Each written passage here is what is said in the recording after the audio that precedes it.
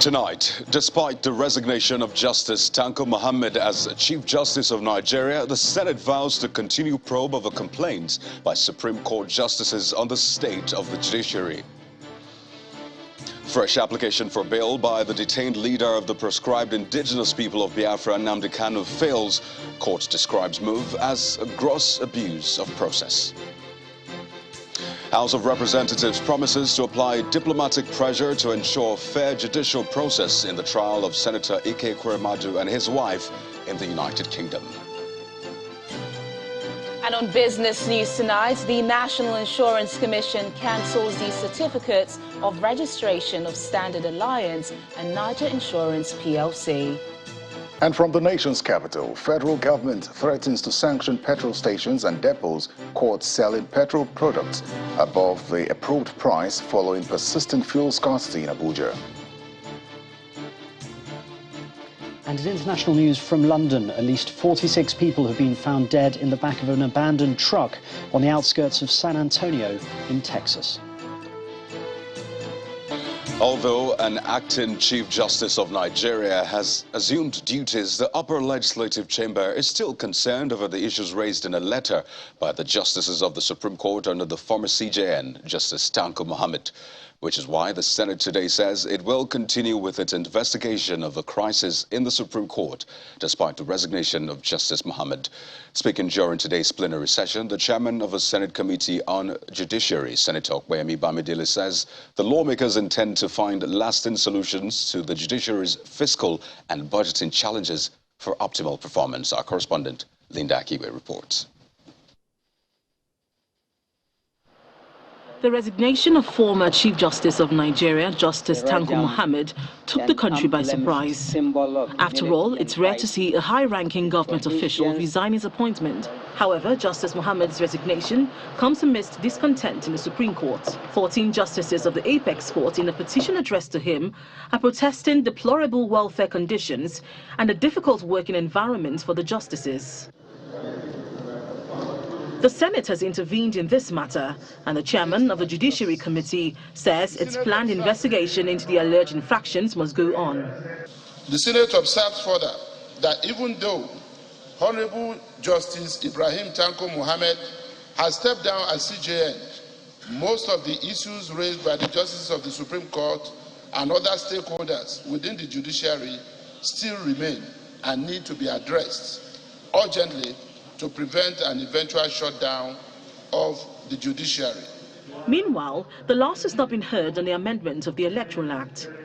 During Tuesday's plenary session, the former Senate Majority Leader, Senator Yahya Abdullahi, insists that there is a need to amend the Electoral Act to revert to the direct mode of primaries. However, the Senate President has a different opinion. One thing we might need to revert to our earlier stance on direct primaries. Our recent nasty experience on the misuse of consensus and delegate system has vindicated our earlier position on the merit of direct primaries, provided that a verifiable membership register of political parties is kept simultaneously at the ward level and with INEC. The idea of what method of primaries should be adopted at the moment is entirely left for the political parties to decide. But as we implement the Electoral Act 2022, we are supposed to be very observant of the strength and weaknesses of the law. Majority of senators in the 9th Assembly will not return to the 10th Assembly, as many failed to win tickets during their party's primaries, a situation they blame on the indirect mode of primaries employed by the major political parties. Linda Akibe, Channels Television News. Staying with the welfare of judicial officers, the National Industrial Court has fixed July the 15th, 2022 to determine the suit seeking an upward review of salaries and allowances of judicial officers in the country. Justice Osatoomwe Obaseki Osage fixed a date for judgment after the parties in the matter argued and adopted their final written addresses. The suit filed by Mr. Sebastian On as the claimant has the National Assembly, the Revenue Mobilization, Allocation and Fiscal Commission, the Attorney General of the Federation and Minister of Justice, and the National Judicial Council as defendants.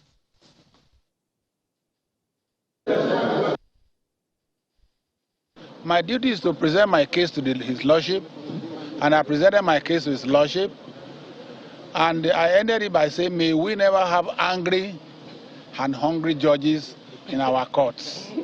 Because when you deny them their rights, when you oppress them, when you do use your executive power to oppress judicial officers, you won't get the best from them. Our case is not necessarily for review of salaries and conditions of service, is to give attention to judiciary, because it's the only arm of government that is sustaining Nigeria today. And so every one of us, the press, the executive, the legislature, must all give attention to judiciary as an arm of government. From 1999 till date, if not for judiciary, there will be no democracy. If not for judiciary, you press will not be able to enjoy your freedom. And you enjoy your freedom, everybody's happy. And lawyers are practicing their profession. Judges are doing their work. But please, our case is give attention to judiciary. The leader of the proscribed indigenous people of Biafra, IPOB, Mr. Nnamdi Kanu, will be spending more time in DSS custody after his bail application was denied over gross abuse of court process. Justice Binta Nyako of the Federal High Court, Abuja, says Mr. Kanu continues to litigate on issues that have already been ruled on and advises that if he feels aggrieved, he can approach the Court of Appeal on the issue of bail. According to her, since the ruling that granted him bail about 5 years ago, the suit has suffered 15 adjournments and the matter has not entered substantive hearing. The detained leader of the indigenous people of Biafra, Mr. Nnamdi Kanu, is back at the Federal High Court, Abuja, for the ruling of his fresh bail application. Seen in high spirits, he is received by his legal team and family members. The courtroom is pretty scanty due to strict restrictions on access into the courtroom. The day's proceedings begin with a ruling on Mr. Kanu's bail application.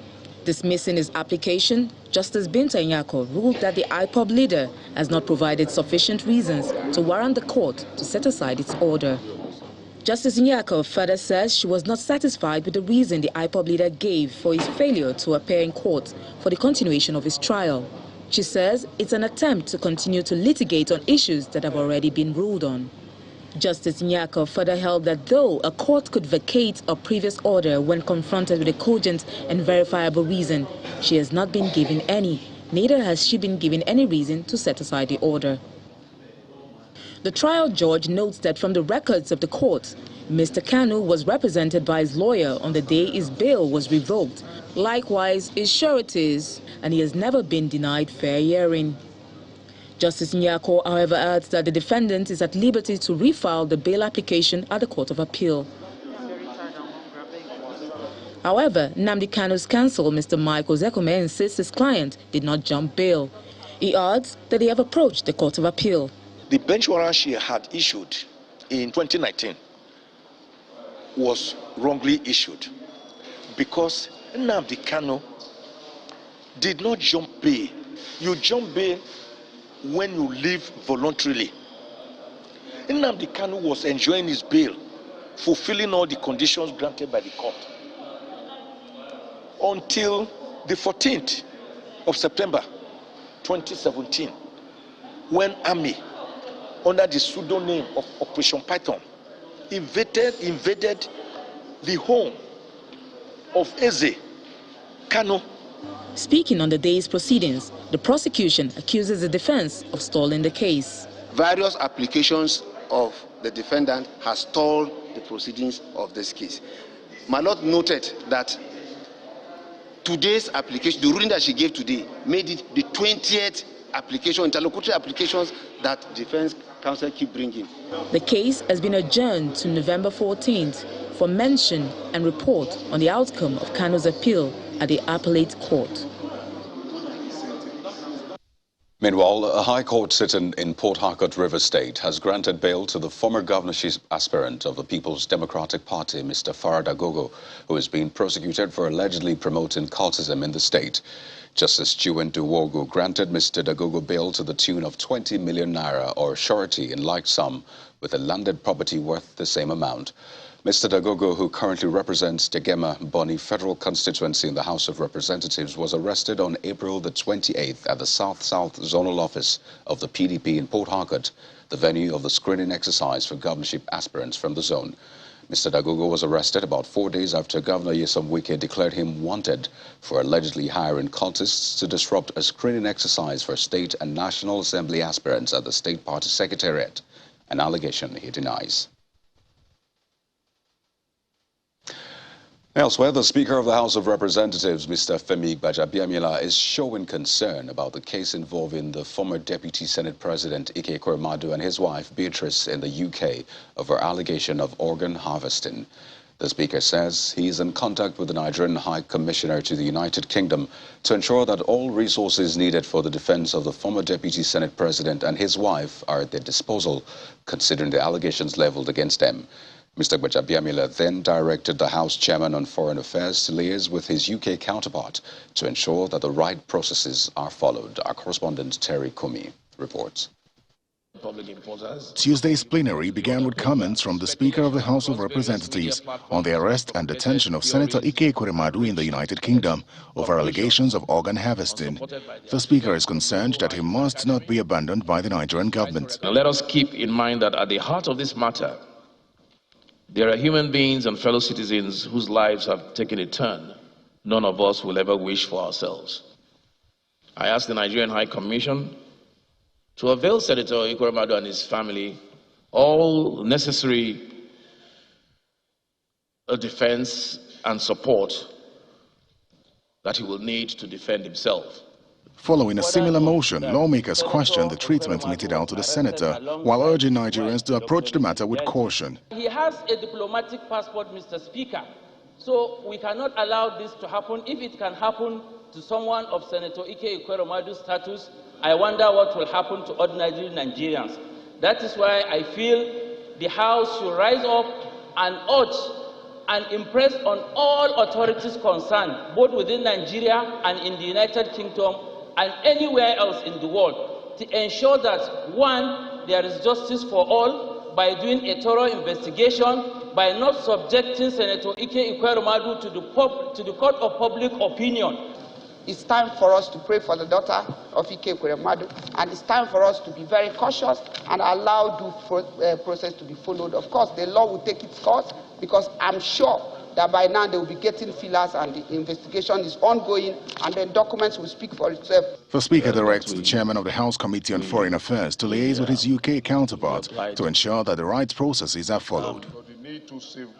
Next, the House turns its attention to a motion on the need to save the academic pursuit of Nigerian youths in Ukraine medical universities. Call on the National Athletic Council of Nigeria to allow students in the that's the final year of their program, that have completed their final exam to register for the MDCN in Nigeria and allowed to prove themselves. Allow students in the 5th year of their medical program in Ukraine to be absorbed into medical schools in Nigeria universities to complete their program.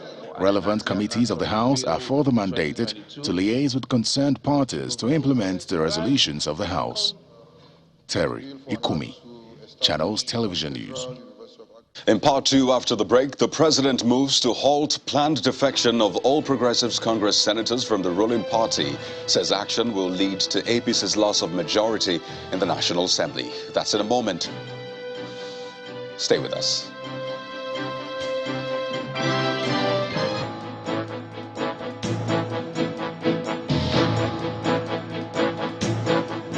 Welcome back. If you've just joined us, you're watching the news at 10, live on Channels Television Lagos. A reminder of our top stories. Despite the resignation of Justice Tanko Muhammad as CJN, Senate vows to continue probe of complaints by Supreme Court justices on the state of the judiciary. Fresh application for bail by the detained leader of the proscribed indigenous people of Biafra, Nnamdi Kanu, fails as court describes move as a gross abuse of process. House of Representatives promises to apply diplomatic pressure to ensure fair trial in the prosecution of Senator Ike Ekweremadu and his wife in the United Kingdom.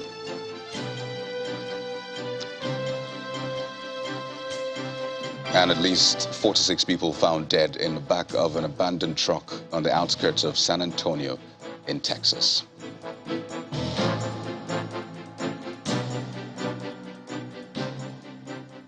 In what appears to be a presidential intervention to halt a potential gale of defections by APC lawmakers following their loss in the primaries, President Muhammadu Buhari has met with aggrieved senators and assured them that their grievances and those of other members of the party will be assuaged. During a meeting with 22 senators led by the Chief Whip, Senator Orji Uzor Kalu, at the presidential villa, President Buhari appealed to the lawmakers to exercise restraint and not defect from the party, a move he considers a threat to the APC's majority in the National Assembly. Our State House correspondent, Gloria Mezoke, reports. 22 senators of the All Progressives Congress have gathered at the council chamber to meet with President Muhammadu Buhari shortly before his official trip to Portugal. The Chief Whip of the Senate, Senator Orji Uzor Kalu, led some of his APC colleagues who are aggrieved and felt disenfranchised following the outcome of the last concluded party primaries in their states.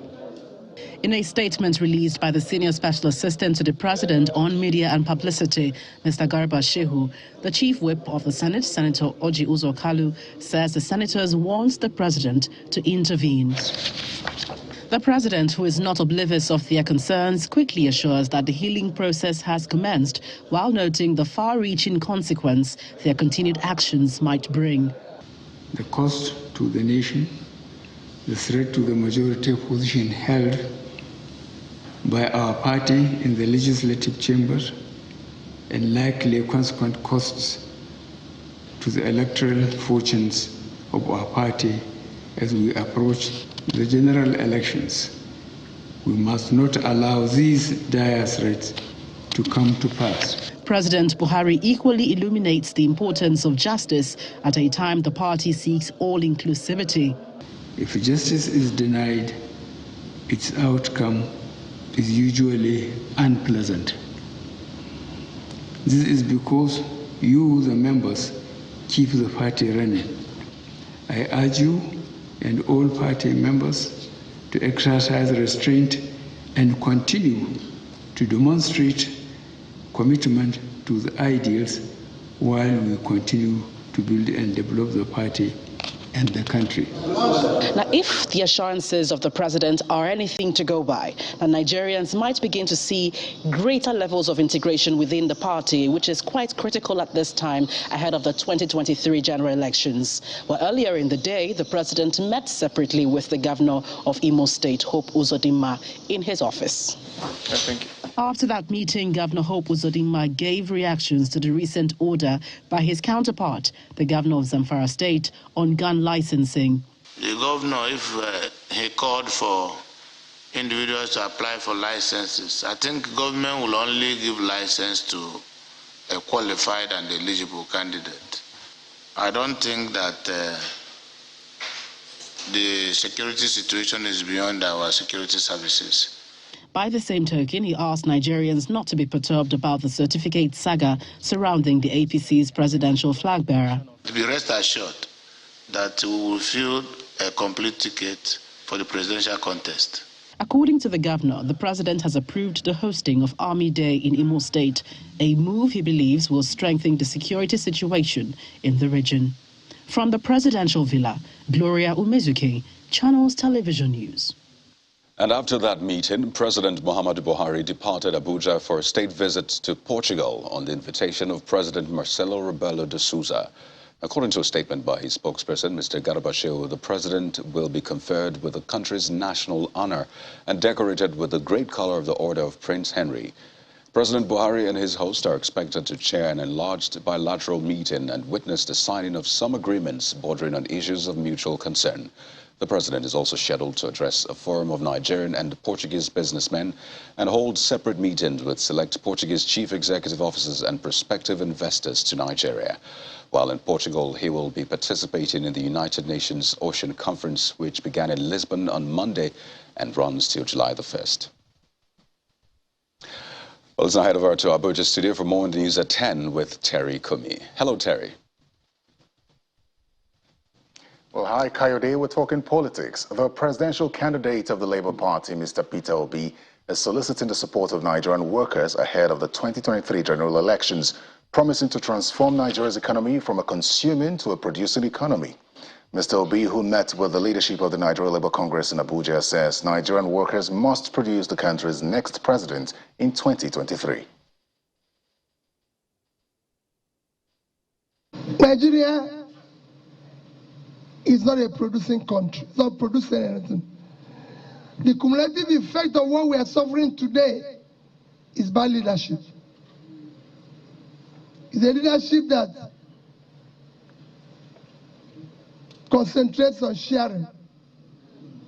We have to move from sharing formula to production formula. All our young people in their productive age are not doing anything. So you're going to have a crisis. And that is what Labour and the Labour Party and everybody will sit down to discuss on the future of our country. Nobody can be president without sitting down with the Labour and every organization to decide the future of Nigeria.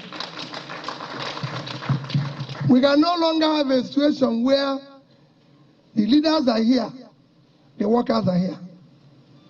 They must sit on the same table and talk. Yesterday and today we miss tomorrow. I want to go to tomorrow. Former Secretary to the Government of the Federation, Mr. Ayim Pius Ayim, says those who criticized the administration of former President Goodluck Jonathan for not implementing the report of the 2014 National Conference do not understand the dynamics of the political environment in Nigeria. Senator Ayim, who represented the former president at a national conversation on the 2014 National Conference, explains that the country was at the eve of the general elections, and so it was impossible to turn in the report of the conference to the National Assembly for ratification before implementing it, besides other reasons. Whenever people say that I should have implemented these recommendations, my feelings is either those people did not understand the political environment at the time, the length of time it would take to implement the report of the conference like that, or probably we're just playing politics with such an important matter. Those knowledgeable about the process of constitutional reforms, we know that to implement the confab report, a number of alterations will be made in the Constitution, which will require the involvement of National Assembly and state assemblies. Such a elaborate review couldn't have been possible at the time because by the time the report was submitted in August 2014, we were already on the verge of a general election.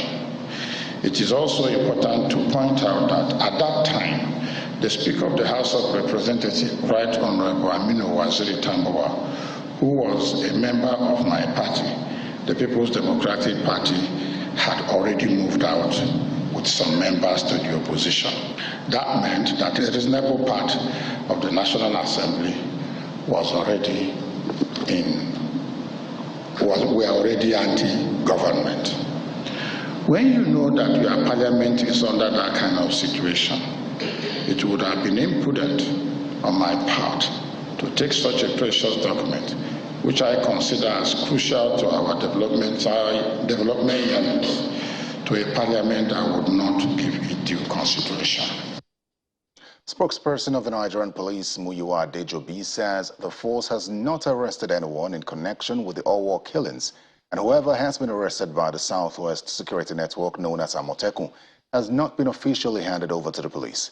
Mr. Adejobi stated this during a press briefing at the force headquarters in Abuja, where he spoke on plans to ensure a hitch-free general election in 2023, among others.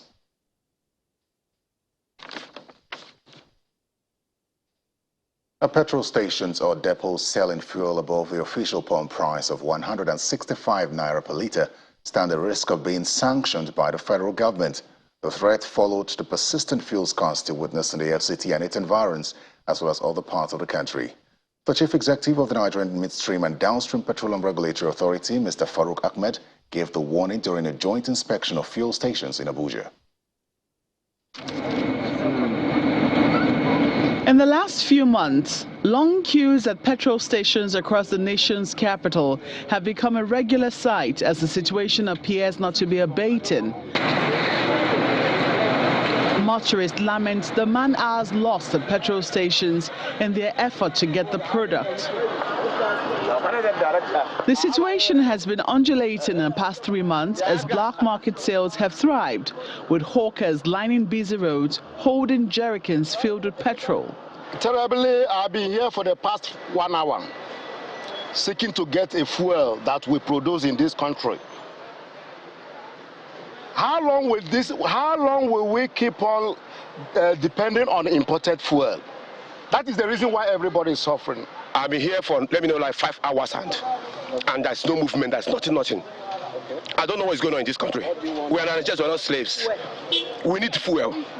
You make fuel worth 65 naira, we're paying it, we cannot see the fuel anymore. Some slept in fuel station for 2 days. Are we still Nigerians or something else is happening? The Nigerian Midstream and Downstream Petroleum Regulatory Authority is inspecting some petrol stations to enforce the order given to the oil marketing companies, particularly those selling above the official price. There's been a little improvement, and the credit goes to also transporters because now they are reacting to Mr. President's offer, which he gave them additional 10 naira incentive on transportation charges. So at least we are seeing the improvement now. We have warned all the marketing companies, particularly those selling over the official price of 140 naira 70 kobo, that they should stop overselling. Otherwise, we'll take an action against them. According to the regulatory authority, fuel deliveries have risen in Abuja from 70 to 80 trucks in 3 days to 140 trucks in response to the federal government's offer of additional 10 naira freight reimbursement to marketers.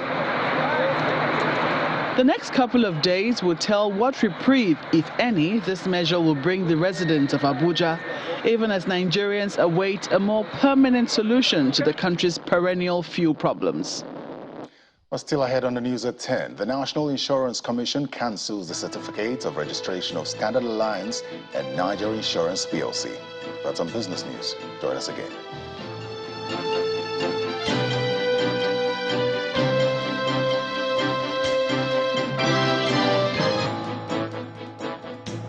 The federal government today issued 57 petroleum prospecting licenses, PPL, to the successful awardees in the 2020 marginal field bid round, pursuant to the provisions of the Petroleum Industry Act, PIA 2021. Speaking during the presentation, the Minister of State for Petroleum Resources, Mr. Timipre Silva, says the exercise, which has attracted about 200 billion naira and $7 million in government revenues, will also contribute to the reserves growth when the fields start producing oil. Thank you very much. In 2020, the federal government of Nigeria commenced the process of reactivation of some oil wells that were redundant. Prior to that time, and for 10 years in a stretch, those fields had no activity. 2 years after a bid round started for those marginal fields, right here at this event, the federal government is issuing 57 petroleum prospecting licenses to Nigerian entities. The Petroleum Industry Act has stimulated quite a number of structure and governance to the day's event, which is a big win for oil receipts in Nigeria. The fiscal provisions in the PIA ranks among the best globally. I therefore urge the awardees to seize the opportunities to quickly develop their fields and enjoy the full benefit of the PIA. It's a dual presentation, the Petroleum Prospecting License and the introduction of Host Community Development Regulation, essentially a law that will guide how the oil producers will relate to their host communities. To the glory of God.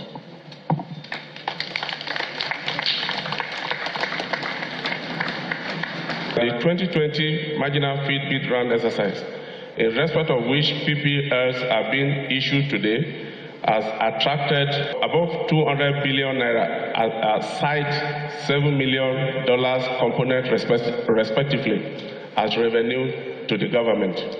When we started this bid rounds, oil was hovering around $45. Today, we've got it at over $100. So this is the perfect timing, and it's more cream on the cake. 30 licenses have been issued in the past. This round is, however, significant because the bankers, financiers, the IOCs, regulators, the lawmakers, and the prospective oil producers are all in one room to enable a speedy collaboration and process that would lead to first oil very quickly. We expect that additional at least close to 1 million barrels of oil should come into the country's production within the next 3 to 5 years. At over $100 to the barrel of oil, Nigeria once again has got the opportunity to grow its reserves, grow indigenous ownership, and earn more oil receipts. Olu Phillips, Channels Television News. And to some company news, stakeholders in the construction industry believe that investment in high-rise buildings could be a solution to the problem of scarcity and high cost of accommodation in urban centers in Nigeria, and that strong collaboration between policymakers in the private and public sector is needed to actualize this. But this was the focus of deliberations at the 5th edition of Concrete Ideas, a public policy thought leadership series organized by Lafarge Africa PLC in Lagos. Participants at the 5th edition of Lafarge Africa Concrete Ideas series is nothing short of public and private players in the construction and building industry. This time, the dialogue tilts towards solving housing deficit in urban cities through investment in high-rise buildings. The development of high-rise buildings is a current trend in modern cities all over the world. This is mainly to overcome the challenges of urban overpopulation and for the optimal use of scarce land resources. It can also serve as a state symbol, a tourist attraction, and beautiful skylines. It is, however, a wonder that the concept of vertical cities is not growing at a significant rate compared to the horizontal growth of buildings. Like in many nations, housing and construction safety challenges are also faced in Lagos. But how has the state, with a growing population, managed this? Our resolve as a government has been to more intentionally and vocally sensitize our people, builders, on the importance of seeking the input of professionals in engineering, building, planning, and architecture, even before embarking on the building of any structure in our state. Well, they say necessity is the mother. A panel of discussion offers other speakers the opportunity to share their thoughts on how public-private partnerships can be strengthened to ensure a safe and environmentally sustainable shelter. The challenges that come with high-rise buildings are myriad.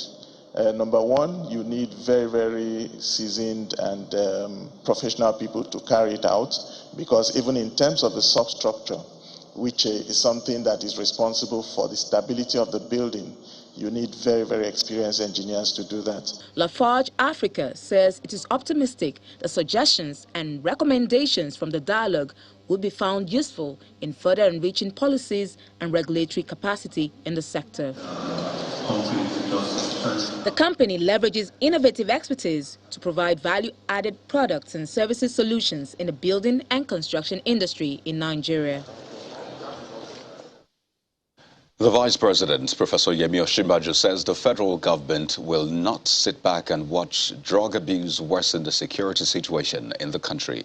Professor Osinbajo made this remark at an event to mark the International Day Against Drug Abuse and Illicit Drug Trafficking held at the State House, Abuja.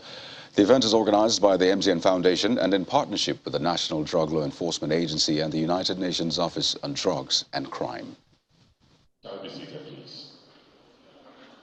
The banquet hall of the presidential villa is filled with government officials, the military and paramilitary, members of the diplomatic corps, lawmakers, traditional rulers, and civil society organizations as Nigeria joins the rest of the world to mark the International Day Against Drug Abuse and Illicit Drug Trafficking. The Vice President, who is the special guest of honor, establishes a connection between drug abuse and insecurity. The problem is a hydra-headed one.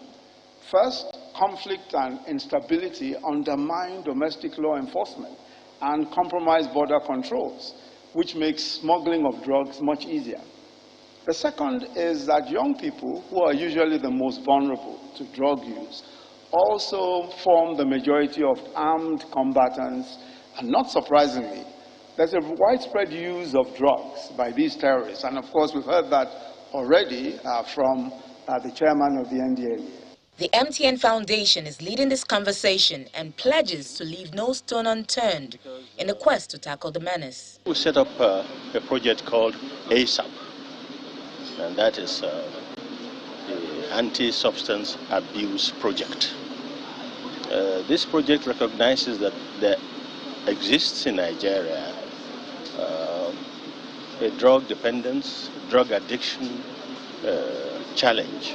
Since 2019 till date, close to about 35 million people and counting have been touched by the message, the ASAP message. So today we're here to, it's the climax, as they say, of the whole event for this year at a stakeholder conference. And here we have the public sector, the private sector represented at different levels. The MTN initiative gladdens the heart of the chairman of the National Drug Law Enforcement Agency. We have been working and received full support of our partners, in particular the UNODC, the EU, other stakeholders in Nigeria include the MTN. The MTN has collaborated with us over the years. They are doing extremely well indeed. The Vice President also launches the newly developed NDLEA drug test kits and gives prizes to students of schools who won the quiz competition on drug abuse, which was put together by the MTN Foundation. Now for the latest business stories, here's Teniola Shobowali.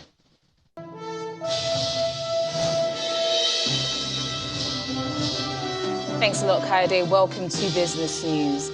The insurance regulator, the National Insurance Commission, has cancelled the registration licenses of two underwriting firms, Niger Insurance and Standard Alliance. The regulator's action comes as both companies have struggled to operate for some time now with high-level insolvency and liquidity crisis. In a statement, the Commission says the move took effect from June the 21st. Meanwhile, the Commission has assured all stakeholders of the safety and protection of their interests.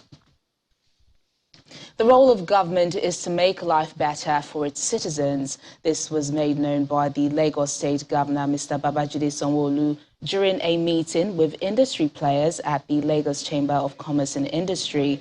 Governor Sanwo-Olu highlights some of his administration's achievements in the area of infrastructure. We proudly want to say that we're doing development almost in every part of Lagos, in almost all local governments, that we have, and in front of your chamber is not an exception. Adeola, Idowu Taylor, Adeyemo Alakija, Adeola, Hopewell, and you have seen it. There's in less than 3 years we've had a massive facelift, in this corridor. And so as we're feeling the top tier of our economy, the Victoria Island and Ikoyis, of this world, you can see all of the developments that is happening. We are not leaving it to this part of the city alone, On Lagos Badagry, we're almost completing, a very difficult part of it. This was a road that was 4 lanes and we've pushed it to 10 lanes, So it's really been a very tough line. And so we have pushed that road to a place called Okokomaiko. We're finishing that by the end of this year. And federal government, thankfully, also have taken part of it, and they're moving further down towards Badagry. That is a gateway that is West African International Gateway. And it's a road that we believe that we should not leave. Lagos State took the initiative a couple of years back, and we're audacious at that time to say that we're going to build, that road. Federal government should catch us up somewhere. The African Development Fund has approved a $2 million technical assistance grant to fund research that will contribute to electricity reforms in the Economic Community of West African States, ECOWAS. The ADF grant will go to the ECOWAS Regional Electricity Regulatory Authority with the objective to stimulate cross-border electricity trade and improve access to electricity. The project will also address major causes of fragilities such as infrastructure, bottlenecks, youth unemployment, environmental challenges, gender inequalities, and regional development imbalances. The equities market reversed Monday's gains as investors resumed profit-taking activities. John Mekwa has the details.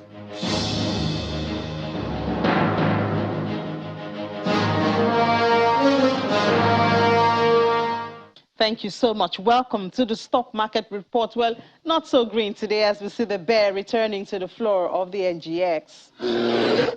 85 billion naira off the value of the market at the close of trade. No thanks to renewed interest in profit-taking as the shares of MTN Nigeria shed 4 naira 80 kobo to close at 230 naira 20 kobo. And still on that top trade list, we see Living Trust and FBN Holding. Both of them were on the list yesterday and they're back there again today. FBN Holding today gained 30 kobo, while Access Call, which was also there yesterday, missed it today. It shed 15 kobo to close at 9 naira 25 kobo. The activity chart is mixed, but the only red there is the deals is down from what it was yesterday. So, is this the beginning of a downward trend, or should we just keep our fingers crossed? That's the stock market report. I'm John Mekwa. And that's business news tonight. It's back to Kaide for the rest of the news at 10. Well, thank you, Teniola. Mexican President Andrés Manuel López Obrador says poverty and desperation led to the deaths of migrants abandoned in a lorry in San Antonio, Texas. The incident is a worst case of migrant deaths due to smuggling in the United States. Simon Pusey has more on this and other international news in Around the World in 5. Good evening and welcome to the Channel Studios here in London with your international news around the world in 5. At least 46 people have been found dead in an abandoned truck on the outskirts of San Antonio in Texas. The vehicle, which had been abandoned by its driver, had no working air conditioning and there was no drinking water inside it. Emergency responders initially arrived at the scene at about 6 o'clock local time after responding to reports of a dead body. Human traffickers often use trucks to transport undocumented migrants after meeting them in remote areas once they have managed to cross into the United States. A fire official said 16 people, including 4 children, had also been taken to hospital. The survivors were suffering from heat stroke and heat exhaustion. At this time, we have processed approximately 46 bodies that have been triaged and tagged and declared deceased at this time. Fortunately, we were able to transport 16 people. 12 of those are adults and 4 pediatric. All of them were conscious at the time upon transportation. The patients that we saw were hot to the touch. They were suffering from heat stroke, heat exhaustion, no signs of water in the vehicle. It was a refrigerated tractor trailer, but there was no visible working AC. At least 18 people have died in a missile strike on a shopping center in the Ukrainian city of Kremenchuk.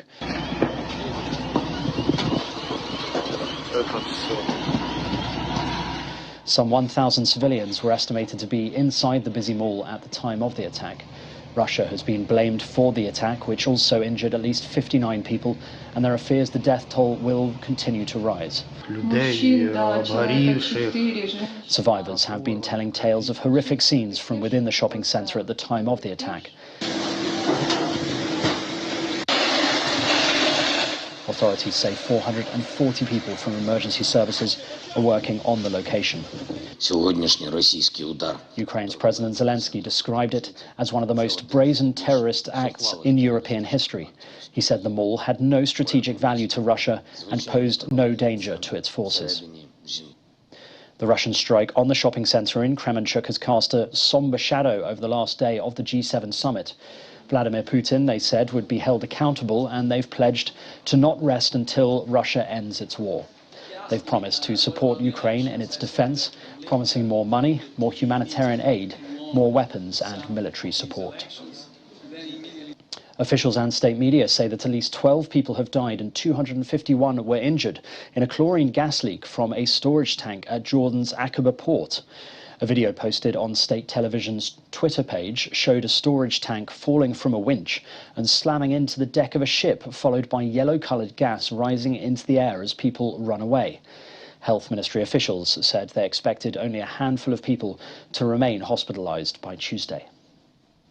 Sri Lanka has suspended sales of fuel for non-essential vehicles as it faces its worst economic crisis in decades. For the next 2 weeks, only buses, trains and vehicles used for medical services and transporting food will be allowed to fill up with fuel. Schools in urban areas have shut, while officials have told the country's 22 million residents to work from home. The South Asian nation is in talks over a bailout deal as it struggles to pay for imports such as fuel and food. Sudan's military leader, General Abdel Fattah al-Burhan, has visited the Al-Faksha border region on the Sudanese border with Ethiopia. It comes after Ethiopia denied Sudan's accusation that its army had captured and executed 7 Sudanese soldiers and civilians, instead blaming the killings on a local militia. Skirmishes between the neighbouring countries have erupted in recent years over the contested and fertile Al-Fashqa border region. Sudan's foreign ministry said on Monday the men had been seized on Sudanese territory on June the 22nd and taken into Ethiopia, where they were killed. And finally, French sculptor Auguste Rodin's emblematic The Thinker will be up for auction in Paris this week. The bronze cast, created around 1928 and belonging to a private collection in Paris, is expected to fetch between 9 to 14 million euros.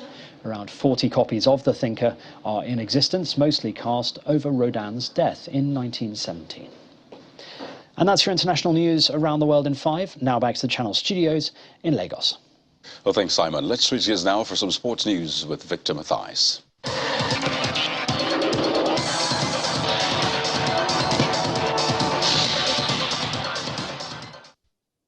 Thank you, Kaide, and welcome to Sports News. The Ministry of Youth and Sports Development, Mr. Sunday Dare, has hailed the Nigerian Football Federation for making merit and competence its watchword in selection of coaches for the age-grade national teams when he officially received the victorious Golden Eaglets earlier today. The minister earlier charged the lads to remain focused for the Continental Championship in order to get the tickets to the World Cup. Coach of the team, Nduka Ogbade, hailed the reception for the team as a special occasion and says the team is encouraged to do its utmost to continue to bring honor to the nation. And that's a wrap on Sports News. It's back to Kaide with the rest of the news at 10. Thank you for watching. I'm Victor Mathias.